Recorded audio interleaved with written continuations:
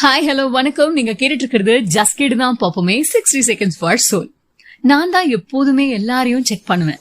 சரியா போனியா, சாப்பிட்டியா, எல்லாம் நல்லா தானே இருக்கு.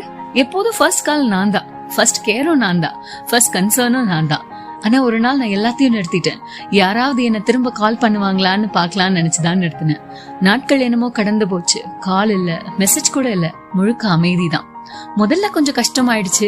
அப்புறம் அந்த அமைதியே ரொம்ப நிம்மதியா மாறி போச்சு. அப்பதான் புரிஞ்சது, நாம மனிதர்களை இழக்கல, அவங்கள தேடுற பழக்கத்தை தான் இழந்தோம். இப்போ போன் சைலண்டா இருந்தா கூட மனசு ரொம்ப அமைதியா இருக்கு. ஏன்னா அமைதி தனிமை இல்ல, அதுல ஒரு சுயமரியாதை இருக்கு.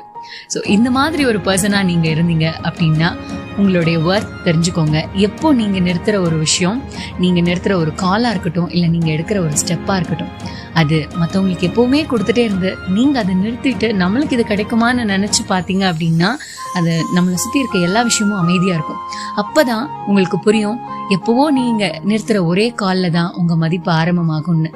Don't beg for attention. The right one always stays.